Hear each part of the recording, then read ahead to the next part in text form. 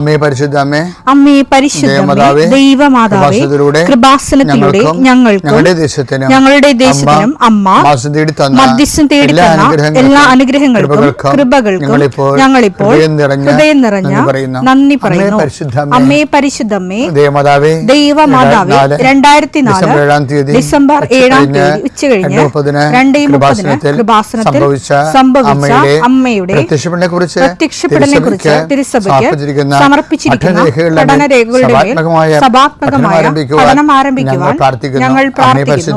അമ്മേ പരിശുദ്ധമേ, ഭൂസ്വർലോകങ്ങളുടെ രാജ്ഞിയായ അങ്ങേയ്ക്ക് ഭൗമസംരക്ഷണത്തിനായി പ്രപഞ്ചപ്രകൃതിയെ തന്നെ തിരുസഭ പ്രതിഷ്ഠിക്കുവാൻ ഈ പ്രത്യക്ഷീകരണം വഴി ഇടയാക്കണമേ. പരിശുദ്ധമേ, ജപമാല മാതാവേ, സകല കൃപാസനം പ്രാർത്ഥനയോടും ചേർത്ത് ഞങ്ങളിപ്പോൾ പ്രാർത്ഥിക്കുന്ന ഈ കുടുംബത്തിന്റെ പ്രത്യേക നിയോഗം മക്കളെ, അമ്മയുടെ പ്രത്യക്ഷീകരണത്തിന്റെ ഈ അനുഗ്രഹവേളയിൽ ഞങ്ങൾക്ക് സാധിച്ചു തരുവാൻ കനിയണമേ.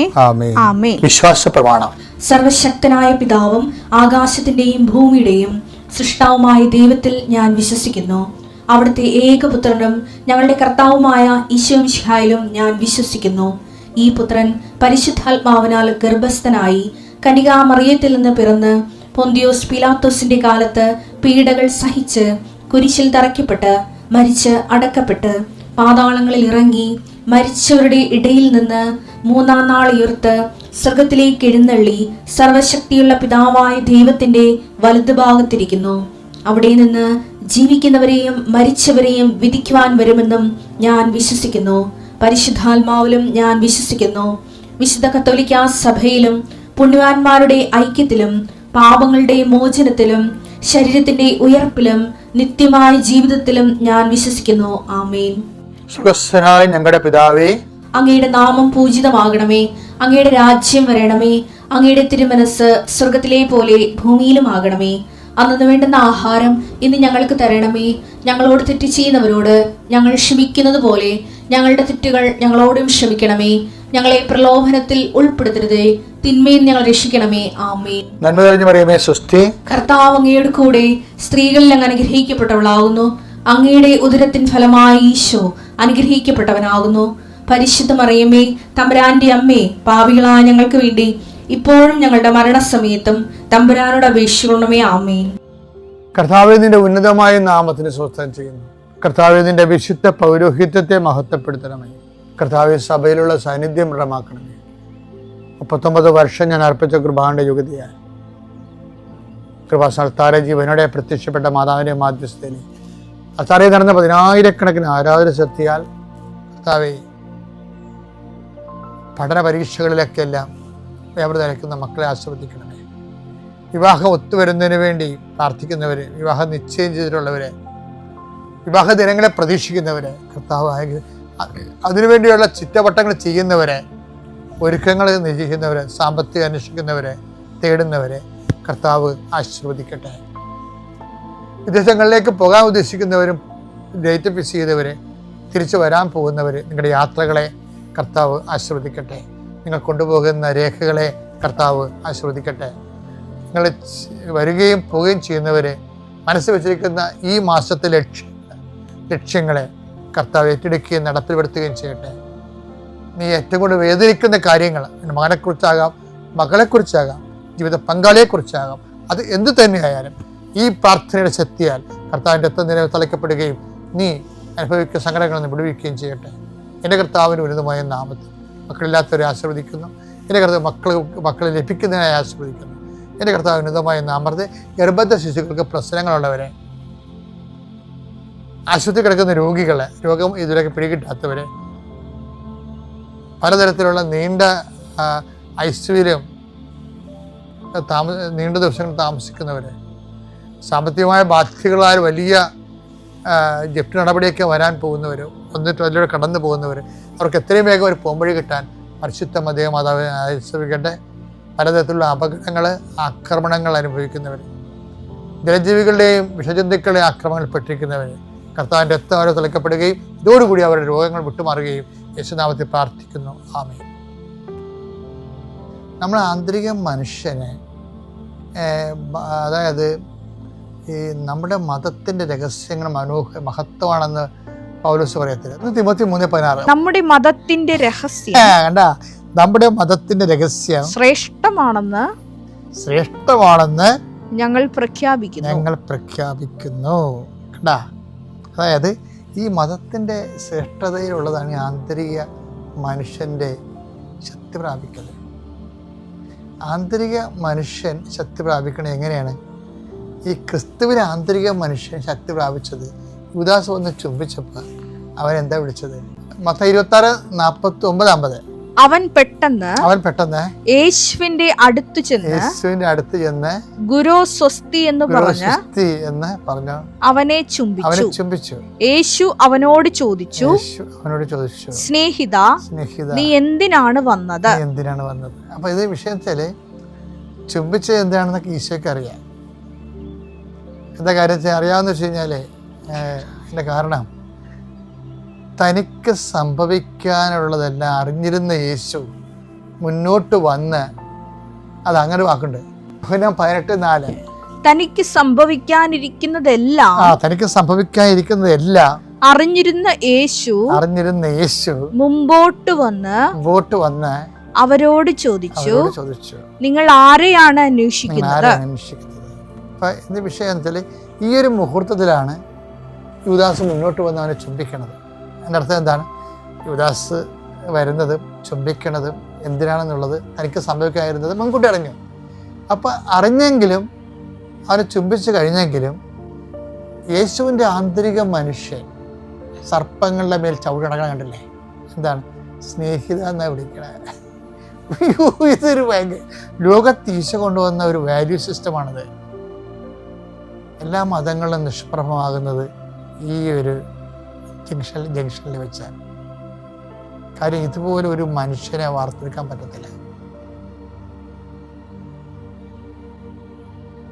സ്നേഹിത, മനുഷ്യപുത്രനെ ഒരു ചുംബനം കൊണ്ട് നീ ഒറ്റുകൊടുക്കുന്നു.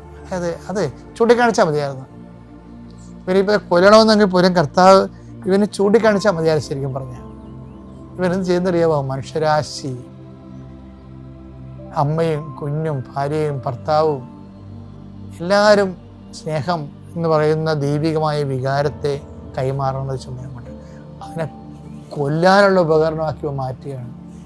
എനിക്ക് തോന്നുന്നത് യുദാസിൻ്റെ ഏറ്റവും വലിയ തെറ്റ്.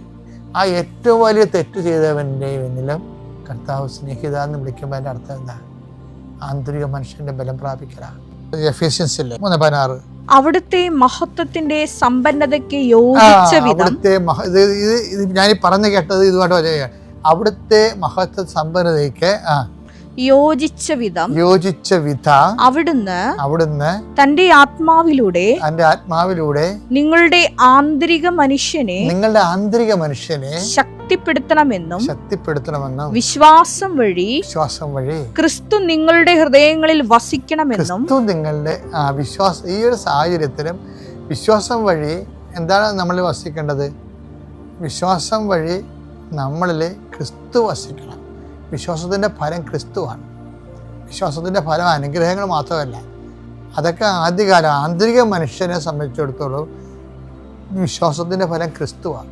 നമ്മൾ ഈ ഒരു സാഹചര്യത്തിൽ ക്രിസ്തുവിന് സാക്ഷ്യം വഹിച്ചുകൊണ്ട് സാധാരണ മനുഷ്യർ പെരുമാറുന്നതിനേക്കാൾ സപ്ലിമെൻറ്റഡ് ആയിട്ട് സുവിശേഷ പിതാവ് പെരുമാറുമ്പോൾ ക്രിസ്തു നമ്മൾ ജീവിക്കുക, നമ്മൾ ആന്തരിക മനുഷ്യൻ ബലം പ്രാപിക്കുക. അതാണ് ശരിക്കും പറഞ്ഞാൽ ഒരു വ്യക്തി ആത്മീയ വളർച്ചയിൽ കൈവരിക്കേണ്ട ഒന്നാമത്തെ നേട്ടം. ഇത് നമുക്കൊരു ചാലഞ്ചാണ്. ഇന്നത്തെ എല്ലാ ജീവിതത്തിലും നിനക്കിത് വഴിപിടിച്ച നിൻ്റെ പെരുമാറ്റത്തിലെല്ലാം ഈ ഒരു ചൈതന്യം നിലനിന്ന് നടത്താൻ ആന്തരിക മനുഷ്യൻ ബലം പ്രാപിച്ചതായിട്ട് നിനക്ക് അനുഭവിക്കാൻ സാധിക്കട്ടെ എന്ന് പ്രാർത്ഥിക്കുന്നു. എൻ്റെ പേര് പ്രിയ ഷിജു. ഞാൻ എറണാകുളം ജില്ലയിലെ മൂവാറ്റുപുഴയിൽ നിന്നും വരുന്നു. 2022 ആഗസ്റ്റ് 31 ഞാൻ ഈ കൃപാസനത്തിൽ വരികയും ഉടമ്പടി എടുക്കുകയും ചെയ്തത്. എല്ലാവരെയും പോലെ എൻ്റെ ജീവിതത്തിലെ ഒരു മരുഭൂമി കാലഘട്ടത്തിലാണ് ഞാൻ കൃപാസനത്തെക്കുറിച്ച് അറിയുന്നത് തന്നെ. അതിനു മുമ്പ് തന്നെ എനിക്ക് യേശുവിനെ അറിയായിരുന്നു. ഒരു 1-2 ക്ലാസ്സിലൊക്കെ പഠിക്കുമ്പോൾ തൊട്ട് യേശു ദൈവമാണെന്ന് എനിക്കറിയാം. ഞാൻ ഒരു ക്രിസ്ത്യാനി അല്ല, ഹിന്ദു ആണ്. അതുകൊണ്ട് ഞാനൊരു കാറ്റഗിസം സ്കൂളിൽ പോവോ ഒന്നും അറിഞ്ഞിട്ടില്ല. പക്ഷേ എനിക്ക് യേശു ദൈവമാണെന്നറിയാം. അപ്പോൾ അന്നേ തൊട്ടൊരു ബന്ധം എനിക്ക് യേശുവായിട്ടുണ്ടായിരുന്നു. എൻ്റെ സങ്കടങ്ങളെല്ലാം പറയാനായിട്ട് ഞാൻ എപ്പോഴും ഒരു അച്ഛൻ്റെ അടുത്ത് മോൾ എങ്ങനെ സംസാരിക്കും അതുപോലെ ഞാൻ സംസാരിക്കുമായിരുന്നു. എന്നിട്ട് ഞാൻ പ്രാർത്ഥിക്കും, നടന്നില്ലെങ്കിൽ ഞാൻ കരയും. കരഞ്ഞ് 2 ദിവസം കഴിയുമ്പോൾ അത് നടക്കും. ഞാൻ സ്വാഭാവികമായിട്ട് വന്ന് നന്ദി പറയും, പോകും. ഇങ്ങനെ ഒരു രീതിയിലായിരുന്നു ഞാൻ ഈ 2022 വരെ ഞാൻ ജീവിച്ചിരുന്നത്. എനിക്കൊരു പ്രാർത്ഥനയിൽ വലിയ ഒരു ആഴപ്പെട്ട ഒരു ഇതൊന്നും ഉണ്ടായിരുന്നില്ല. പക്ഷേ 2022 മെയ് മാസമായപ്പോൾ എൻ്റെ ജീവിതത്തിൽ എനിക്ക് സഹിക്കാൻ വയ്യാത്ത രീതിയിലുള്ള മാറ്റങ്ങളാണ് വന്നുകൊണ്ടിരുന്നത്. ഞാൻ ജോലിക്ക് പോകുന്നുണ്ടായിരുന്നു, എൻ്റെ കുടുംബത്തെ കാര്യങ്ങളെല്ലാം ശ്രദ്ധയോടെ ചെയ്യുന്നുണ്ടായിരുന്നു. കുട്ടികൾ, ഭർത്താവ്, എല്ലാ കാര്യങ്ങളും ഞാൻ അവിടെ എല്ലാം നന്നായി നോക്കാൻ ശ്രമിച്ചുകൊണ്ടിരുന്നു. അവർക്കൊന്നും ഞാനൊരു കുറവ് വരുത്താൻ ശ്രമിച്ചിട്ടില്ല. പക്ഷേ എൻ്റെ ജീവിതം സ്മൂത്തായി പോയപ്പോൾ നമ്മൾ സ്വാഭാവികമായിട്ടുണ്ടാകുന്ന ഒരു അകൽച്ച വന്നത് ദൈവത്തോടായിരുന്നു. കാരണം സ്മൂത്തായി പോകുമ്പോൾ നമുക്ക് പിന്നെ സാധാരണ ഒരു പ്രാർത്ഥന, ഞാൻ 1/2 മണിക്കൂർ ബൈബിൾ വായിച്ചിരുന്നു, കൊന്ത ചൊല്ലിയിരുന്നു. ഇതൊന്നും ആരും എന്നെ പറഞ്ഞിട്ട് ചെയ്തതല്ല, പക്ഷേ എനിക്ക് സ്വന്തമായിട്ട് തോന്നി ഞാൻ ചെയ്തുകൊണ്ടിരുന്നതാണ്. പിന്നെ ആയപ്പോൾ അതൊക്കെ കുറഞ്ഞു. 5 മിനിറ്റായി ദൈവത്തിന് വേണ്ടിയുള്ള എൻ്റെ ഒരു ദിവസത്തെ കാര്യങ്ങൾ. പിന്നെ അങ്ങനെ ഇരിക്കുമ്പോൾ എനിക്ക് നടുവേദന വന്നു. ഞാൻ ഇടയ്ക്ക് മെഡിസിനൊക്കെ എടുത്തുകൊണ്ടിരുന്നു. 1-2 ഡോക്ടേഴ്സിനെ കാണുകയും ചെയ്തു. ആദ്യം ഒരു ഡോക്ടർ മരുന്ന് കഴിക്കും, മാറും, വീണ്ടും വരും. പിന്നെ ഡോക്ടർ പറഞ്ഞു MRI എടുക്കണമെന്ന് പറഞ്ഞു. അപ്പോൾ ഞാൻ വേറൊരു ഡോക്ടറെ അടുത്ത് പോയി ചോദിച്ചു. അപ്പോൾ ഡോക്ടറും പറഞ്ഞു ഇത് തന്നെ ചെയ്യണം. ഫസ്റ്റിൽ ഒരു എക്സ്റേ എടുക്കാൻ പറഞ്ഞു. ഞാൻ എക്സ്റേ എടുത്തു. എൻ്റെ 2 മുട്ടിൻ്റെ എക്സ്റേ എടുത്തു. എൻ്റെ 2 മുട്ടിനും തേയ്മാനം, എൻ്റെ നട്ടൽ ബൾജ് ചെയ്തിട്ട് അതിങ്ങനെ എൻ്റെ കാലിലേക്കുള്ള ഇടതുവശത്തെ കാലിലേക്കുള്ള ഞരമ്പിനെ ഞെരുക്കുന്നു. ഒരു മരപ്പ് പോലെ എനിക്ക് വേദനയാണ്. അപ്പോൾ ഡോക്ടർ പറഞ്ഞു, ഇത്രയും നാൾ ഈ ചെറുപ്രായത്തിൽ ഇത് നിങ്ങൾ എങ്ങനെ ആക്കിയെടുത്തു എന്നാണ് എന്നോട് ഡോക്ടർ ചോദിച്ചത്. ആ സമയം തന്നെ ഡോക്ടർ എനിക്ക് ബെൽറ്റ് എഴുതി തന്നു. നടുവിന് ബെൽറ്റ് ഇടാതെ നിങ്ങൾ ഒരു നിമിഷം പോലും നടക്കാൻ പാടില്ല എന്ന് പറഞ്ഞു. പോയി ബെൽറ്റ് മേടിച്ച് ഇട്ടു. ഡോക്ടർ പറഞ്ഞു, ഡോക്ടറോട് ഞാൻ പറഞ്ഞു, ഞാൻ 2 വീലർ ഓടിക്കുന്ന ആളാന്ന് പറഞ്ഞു. അപ്പോൾ ഇത്രയും നാൾ നിങ്ങളിവിടെ വന്നത് എങ്ങനെയാണെന്ന് ദൈവം നിങ്ങളെ നടത്തിയതാന്ന് പറഞ്ഞു. ഞാൻ ആകെ അങ്ങ് തകർന്നു പോയി. കാരണം എന്നാന്ന് വെച്ചാൽ എനിക്ക് സാമ്പത്തികമായിട്ട് ഒത്തിരി ഉള്ള കുടുംബമൊന്നും അല്ല. അപ്പോൾ നമ്മുടെ കിട്ടുന്ന ജോലിയും കൊണ്ട് ഒരുപാട് കാര്യങ്ങൾ ഞാൻ കാൽക്കുലേറ്റ് ചെയ്ത് വെച്ചിട്ടുണ്ട്.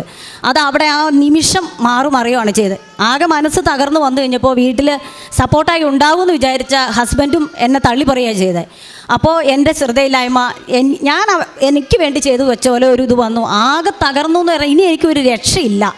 അപ്പോൾ ഞാൻ വീണ്ടും എൻ്റെ അപ്പൻ്റെ അടുത്തേക്ക് ചെല്ലുകയാണ്. ഞാൻ ചോദിച്ചു, എന്തുകൊണ്ട് എനിക്കിത് വന്നു, ഞാൻ എന്തുകൊണ്ടാണ് ഇങ്ങനെ ആയി മാറിയത് എന്ന് ഞാൻ ചോദിച്ചു. എന്നിട്ട് ഉത്തരവൊന്നുമില്ല.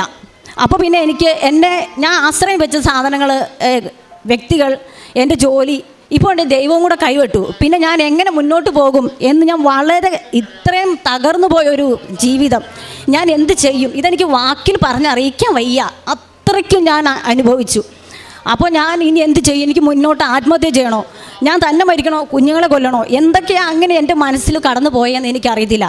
അങ്ങനെ ഞാൻ വളരെ തകർന്നിരിക്കുന്ന സമയത്ത് എനിക്കൊരു കൃപാസന പത്രം കിട്ടി.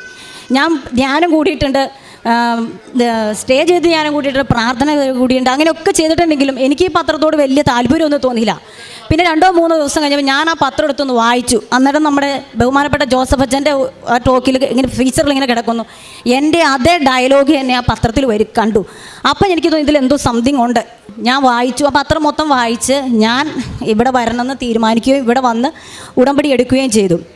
അത് കഴിഞ്ഞ് പ്രാർത്ഥനയിൽ മുന്നോട്ട് പോയിക്കൊണ്ടേയിരുന്നു.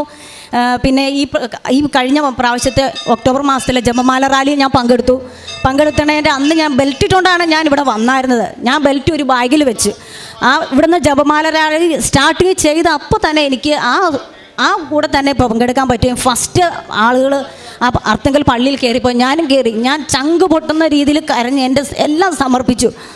അപ്പോൾ എനിക്ക് എൻ്റെ ഉള്ളിലേക്ക് വന്നു, ഇതാ യോഹന്നാനോട് യേശു പറയില്ലോ, ഇതാ നിൻ്റെ അമ്മ എന്ന് പറഞ്ഞ പോലെ എൻ്റെ ഉള്ളിലേക്കും വരുവാണെങ്കിലൊരിത്. അമ്മ യേശുവിനെ കുരിശ് തറച്ചിട്ട് ആ രൂപത്തിൽ ചോര ഒലിപ്പിച്ച് നോക്കി നിൽക്കുന്ന ആ ഒരു രൂപത്തിൽ ഞാൻ ഓർത്തു, സത്യമാണ്, അമ്മ അനുഭവിച്ച വേദന ഒന്നും എനിക്ക് വന്നിട്ടില്ല. ഒരു ചെറിയ വേദനയേ വന്നിട്ടുള്ളൂ. ഇന്ന് ഞാൻ ഈ നിമിഷം പറയുകയാണ്, ഇനി ഞാൻ ഈ ബെൽറ്റ് ഉപയോഗിച്ചിട്ട് ഒരു സ്ഥലത്ത് പോവുകയോ ഒന്നും ചെയ്യത്തില്ല. ഞാൻ എൻ്റെ ബെൽറ്റ് അന്നേ ഞാൻ ഉപേക്ഷിച്ചു. പിന്നെ ഇതുവരെ ആ ഒരു വിഷയത്തെക്കുറിച്ച് ഞാൻ ചിന്തിക്കാറില്ല. എൻ്റെ നടു എങ്ങനെയാണോ അങ്ങനെ തന്നെ പോകട്ടെ എന്ന രീതിയിൽ ഞാൻ ഇപ്പോഴും പോയിക്കൊണ്ടിരിക്കുകയാണ്. പിന്നെ ഞാൻ ഒരു വർഷമായിട്ട് നടുവേദനയ്ക്ക് മരുന്ന് എടുക്കാറില്ല. അമ്മയുടെ ഇവിടുത്തെ വിശുദ്ധ തൈലം തേച്ചിട്ട് ഞാൻ പ്രാർത്ഥിക്കും. ഈ കല്ലിൽ നിന്ന് അബ്രാഹത്തിന് സന്തതികളെ സൃഷ്ടിക്കാൻ സാധിക്കുമെന്ന് പറഞ്ഞ വചനം ഞാൻ എൻ്റെ ഹൃദയത്തിലും ഞാൻ ഏറ്റെടുക്കുന്നു, അതിലും കൊണ്ട് ഏറ്റുപറയുകയും ചെയ്യുന്നു. അത് വരട്ടി പറഞ്ഞ് ഞാൻ വചനം പറഞ്ഞ് ഞാൻ എൻ്റെ നടുവിൽ ഇവിടുത്തെ ഉടമ്പടി തൈലം തേക്കും. എൻ്റെ കൊച്ചിനെ കൊണ്ടാണ് തേപ്പിക്കുന്നത്. അവനും ആ വചനം പറഞ്ഞ് പറ്റും.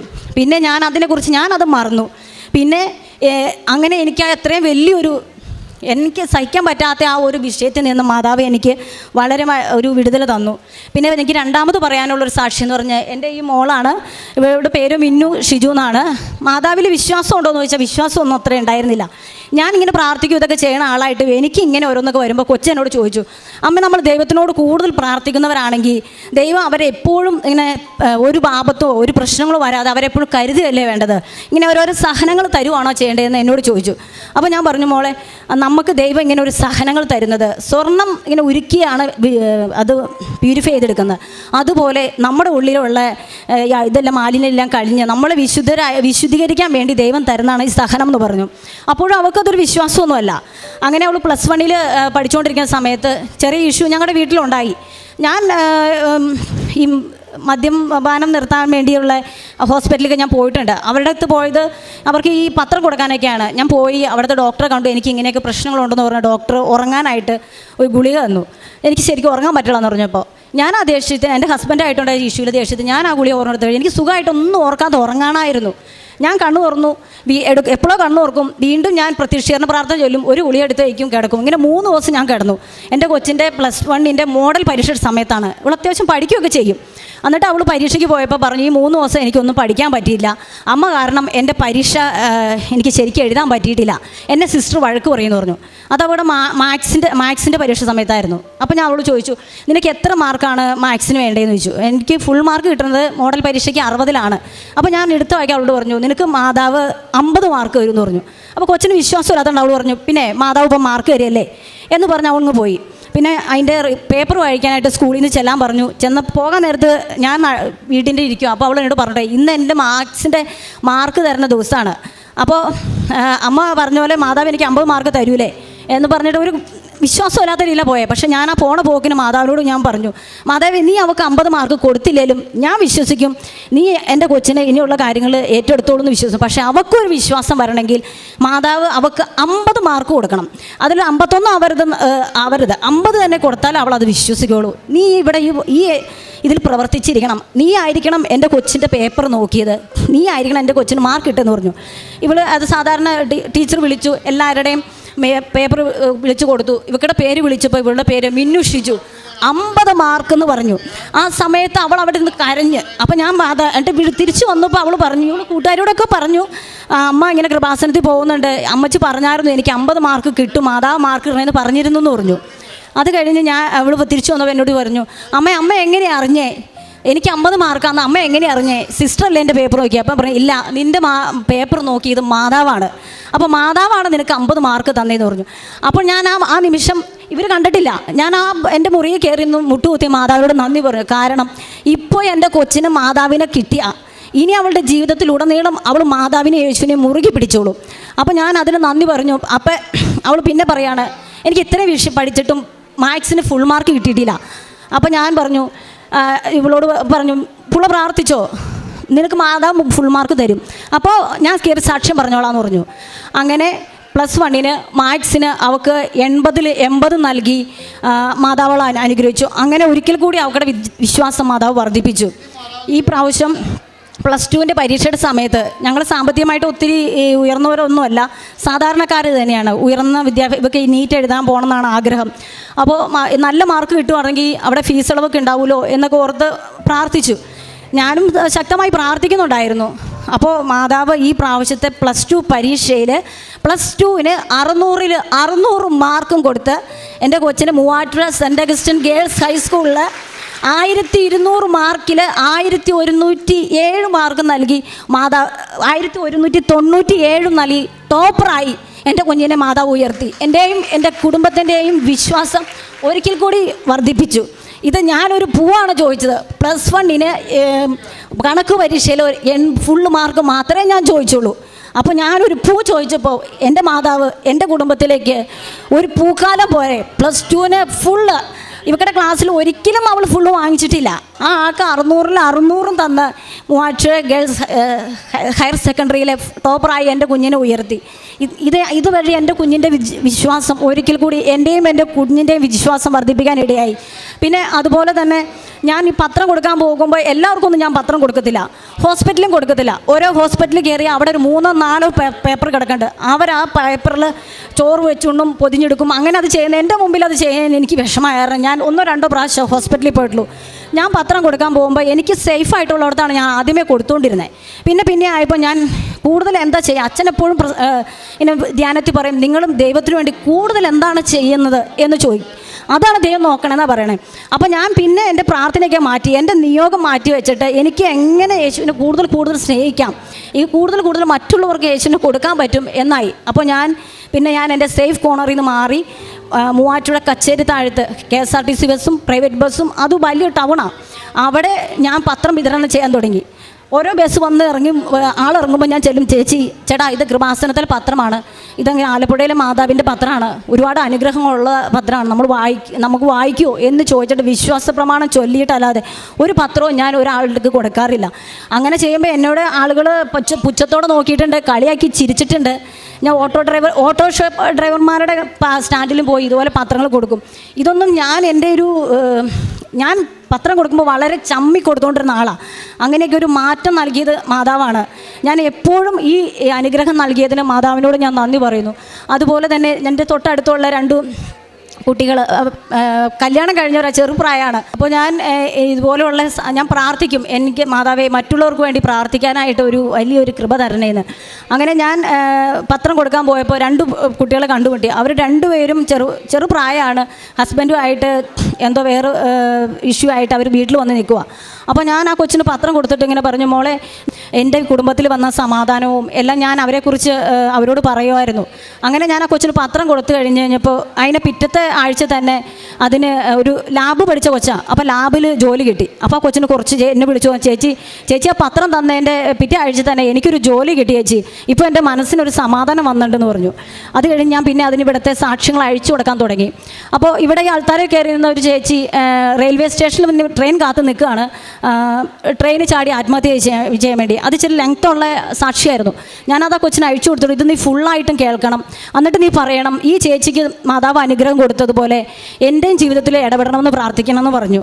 പക്ഷേ ഞാൻ കൊടുക്കുമ്പോൾ അന്ന് മാതാവ് ഇടപെടുന്നു എന്നും ഞാൻ വിചാരിച്ചല്ല കൊടുത്തേ, അവൾക്കൊരു സമാധാനം കിട്ടട്ടെ എന്ന് ഓർത്ത്. ആ സാക്ഷ്യം ആ കൊച്ച് യൂട്യൂബിൽ കണ്ടുകൊണ്ടിരിക്കുമ്പോൾ തന്നെ അതിൻ്റെ ഹസ്ബൻഡിൻ്റെ മെസ്സേജ് വരുവാണ്, കോൾ ചെയ്യാൻ പറഞ്ഞ്. അവർ വിളിക്കുകയും അവർ പരസ്പരം അങ്ങോട്ടും ഇങ്ങോട്ടും ഉള്ളതെല്ലാം പറഞ്ഞ് സംസാരിച്ച് അവരും രമ്യതപ്പെടുകയും ചെയ്തു. ആ കുഞ്ഞ് ഇവിടെ വന്ന് ഉടമ്പടി എടുക്കുകയും ചെയ്തിട്ടുണ്ട്. അവൾക്ക് അടുത്ത മാസമാണ് ഉടമ്പടി പുതുക്കേണ്ടത്. അതുകൊണ്ടാണ് എൻ്റെ ഇവിടെ വരാറുന്നത്. പിന്നെ അതുപോലെ തന്നെ വേറൊരു കുട്ടിക്ക് ഇതുപോലെ ഡൈവേഴ്സിന് കൊടുത്തേക്കണാണ്. ഈ കഴിഞ്ഞ മെയ്യിലാണ് അവരുടെ ഡൈവേഴ്സിൻ്റെ ഫൈനൽ തീരുമാനിച്ചേക്കണേ എന്ന് പറഞ്ഞു. അതിൻ്റെ ഇടയ്ക്ക് 1-2 പ്രാവശ്യമൊക്കെ അവരെ കോടതിയിൽ വക്കീൽ വിളിക്കുകയൊക്കെ ചെയ്തു. അപ്പോഴൊന്നും അതിൻ്റെ ഹസ്ബൻഡ് അതിനായിട്ട് യോജിക്കാൻ തയ്യാറല്ലായിരുന്നു. അപ്പോൾ അങ്ങനെ അത് പറയുമ്പോൾ അതിൻ്റെ കണ്ണ് നിറഞ്ഞു വരുന്ന ഞാൻ കണ്ടായിരുന്നു. അപ്പോൾ എനിക്ക് അത് ഭയങ്കര അതൊരു വിഷമമായി മാറി. അപ്പോൾ ഞാൻ കൊച്ചിനോട് പറഞ്ഞു, എൻ്റെ കയ്യിൽ ഒന്നും ഉണ്ടായില്ല. അപ്പോൾ സാധാരണ ഞാൻ പത്രം കൊടുക്കാൻ പോകുമ്പോൾ കൊന്തയോ മാതാവിൻ്റെ ലോക്കറ്റോ ഞാൻ കൈ പിടിച്ചിട്ടാണ് പോവാറ്. അന്ന് നോക്കിയപ്പോൾ എൻ്റെ കയ്യിലില്ല. എൻ്റെ കയ്യിൽ ആകെ 10 പത്രം കണ്ടുള്ളൂ. ഞാൻ വേഗം തന്നെ ഒരു പത്രം അവൾക്ക് കൊടുക്കാൻ ഉദ്ദേശിച്ച് ഞാൻ ആ 10 പത്രം എൻ്റെ കയ്യിൽ നിന്ന് കവറെ പടിയെ കൊടുത്തിട്ട് പറഞ്ഞു, ഇതിനകത്തൊരു 10 പത്രമുണ്ട്, ഒരു കാര്യം മോള് ചെയ്യണം. ചേച്ചി പറഞ്ഞു ചെയ്യുമെന്ന് ചോദിച്ചു. അപ്പോൾ കൊച്ചു പറഞ്ഞു ചെയ്യും, എനിക്ക് മാതാവിൽ വിശ്വാസമാണ് ചേച്ചി എന്ന് പറഞ്ഞു. അങ്ങനെ ഞാൻ ആ കൊച്ചിനെ പത്രം കൊടുത്തിട്ട് പറഞ്ഞു, ഈ പത്രം നീ അവർ ഹോസ്പിറ്റലിൽ വർക്ക് ചെയ്യണയാണ്, ആ ഹോസ്പിറ്റലിൽ നിനക്കറിയാവുന്ന പേഷ്യൻസിന് കൊടുത്തിട്ട് ഇത് ആലപ്പുഴത്തിലെ മാതാവിൻ്റെ പത്രമാണെന്ന് പറഞ്ഞൊന്ന് കൊടുക്കുക, നിൻ്റെ ജീവിതത്തിൽ മാതാവ് ഇടപെടുമെന്ന് പറഞ്ഞു.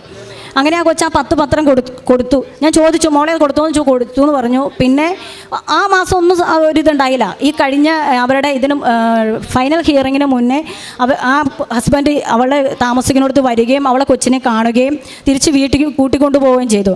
ഇപ്പോൾ അവരും പറഞ്ഞിട്ടുണ്ട് ഇവിടെ വന്ന് അമ്മ മാതാവിൻ്റെ അടുത്ത് നന്ദി പറയാൻ കുടുംബസമേതം വരുമെന്നാണ് പറഞ്ഞേക്കണേ.